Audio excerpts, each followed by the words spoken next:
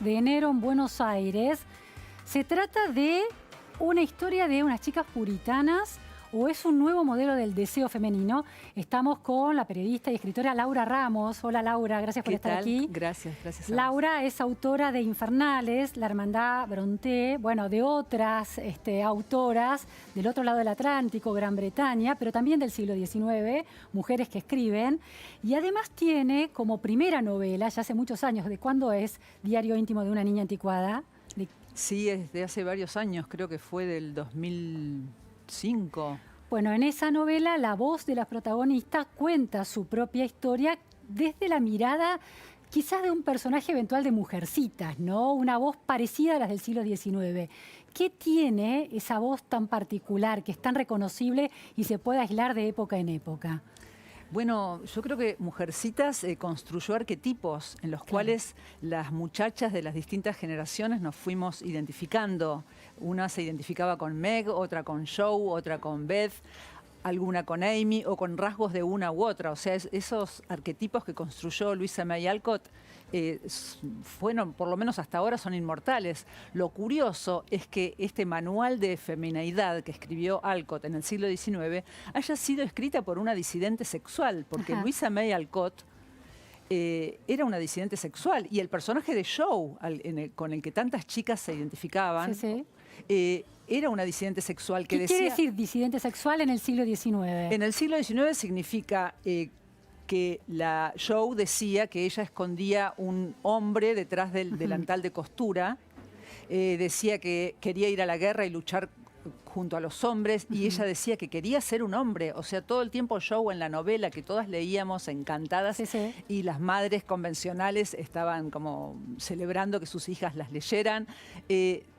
estaba diciendo todo el tiempo que ella no estaba contenta con ser mujer, que ella quería ser un hombre. Entonces Beth le contesta, pobre Joe, realmente... Es la hermana mayor, ¿no? No, Beth es la que se muere. Ah, es como el ángel, el ángel. La caritativa. La caricativa, la más caricativa, exacto.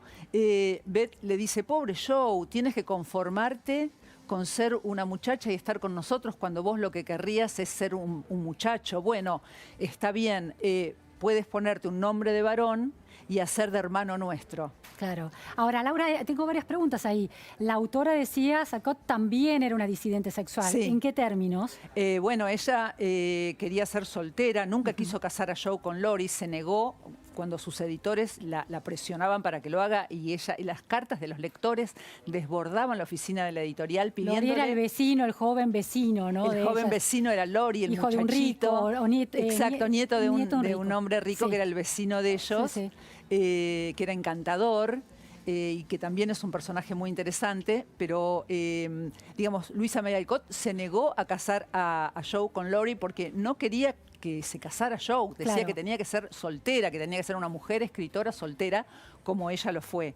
Y de hecho, soltería era ser una disidente sexual. No, la disidencia sexual era no estar de acuerdo con el género que le había sido escrito, que era el de mujer. En esos términos, pero ¿qué quiere decir? ¿Eso puede querer decir reconstruir, de alguna manera reescribir los mandatos de ese género, o decididamente que, no sé, transformarlo en una relación trans, en un género trans o lesbiana? ¿Qué quería decir en el siglo XIX? No creo que no se usaba el término trans, y el lesbianismo apenas era visible en algunos, o se puede, digamos, pensar que Louisa May Alcott era lesbiana. Sí, es un término moderno, que estamos juzgando a una mujer del siglo XIX.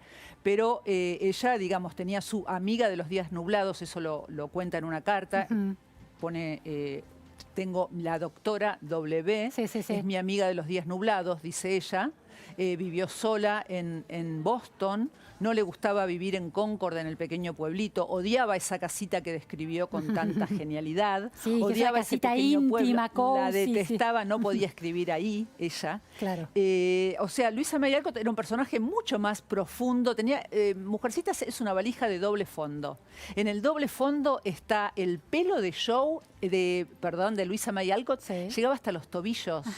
O sea, todo era mucho más extremo. Ella se crió en en Fruitlines, que era una comunidad que había hecho el padre, donde había 11 fanáticos filósofos Estaban fuera del mainstream, fuera de del alguna manera, sistema, del completamente. claro. El padre había sido encarcelado por negarse a pagar impuestos, alegando motivos políticos. Claro. Tenía una escuela donde había aceptado a un niño negro y se Como la cerraron. libertarios, de alguna Eran manera. libertarios, trascendentalistas. Lo que pasa es que tiene una cobertura puritana, Claro. cristiana, religiosa, que es muy bella. ¿Cómo se leyó en la época? Claro, en esa época podía ser leída, digamos, como un libro puritano, como Sí. un manual de señoritas, de niñas que están haciendo el rito de los ritos de pasaje Sí, sí. para transicionar a Sí, sí. de la pubertad a la juventud, pero también puede leerse como un libro en clave, como se está leyendo en la nueva película, Claro. que lo está leyendo como un libro en clave, y Joe es un personaje absolutamente feminista y casi contemporáneo. Claro. Ahora, lo interesante en esa historia es que sí, que por ejemplo Joe escribe y con esa escritura de alguna manera toma distancia de lo que se espera del género femenino, pero después encuentra a su hombre y forma un hogar, ¿no? Y tiene hijos. Sí, pero ¿Y su las otra hermana lectoras también? sí, pero sus lectoras siempre le reprocharon que el profesor Baer, Sí. o sea, el hombre al que ella elige, en Sí. vez de elegir a Lori, no era un hombre a la altura intelectual y humana de Joe, Ajá. y de hecho ella, digamos, trató de construir un personaje bastante light, Sí, sí, digamos, frente a Lori, que era el personaje que las lectoras querían que fuera el marido de Joe, ¿no? Pero Claro. Lori, a su vez, también es la construcción de un personaje masculino que de alguna manera está transando con la sociedad, porque cuando él iba al colegio, antes de conocer a las niñas Marge, el joven Lori, le decían Dora en la escuela, Claro. era femenino, Sí, sí, y sí. también fue muy feminizado y travestido por las hermanas Marge, que lo disfrazaban y Claro. lo vestían. Tenía una sensibilidad para que- femenina muy desarrollada. Muy desarrollada, que luego en el segundo tomo, que sería Señoritas, lo que nosotros leímos como Señoritas, Louisa May Alcott lo hace casar con Amy, que es la más pequeña y de alguna manera la más desexualizada. Claro. De alguna manera la más desexualizada. Claro. Al ser la niña. Es como la muñequita, Es como ¿no? la muñequita, Claro. tal cual. Entonces es como que de alguna manera los está desexualizando a Amy y a Lori al casarlo con una niña, Claro. y a Joe al casarla con un personaje extranjero, que es alemán, el profesor. Claro, qué operaciones simbólicas tan complejas en esa novela que parece, bueno, una pieza adorable para pasar el tiempo, ¿no? Última pregunta, Laura, hay un padre ausente, el padre March, el señor March, que está en la guerra de secesión. ¿Por Exacto. qué esa ausencia de los hombres, de estos hombres más fuertes? Porque la familia March era un matriarcado. La madre de las niñas March, que son muy parecidas a las de Mujercitas en la realidad, era un hombre, como ya lo hemos descrito, un filósofo, trascendentalista, fanático de las manzanas, que daba conferencias, había abandonado sus trabajos como maestro porque lo habían echado de todos los colegios, y daba conferencias donde no ganaba un centavo. El y sentido quien común lo sostenía tenía la madre, la el madre, poder del sentido común claro, lo que tenía la era madre. Abigail March, que Sí, era sí. la mujer que tenía la casa, las niñas, la familia y el destino sobre sus hombros. Entonces, Louisa May Alcott de alguna manera está dando un homenaje a su madre y al matriarcado. ¿Esperás con ganas esta película?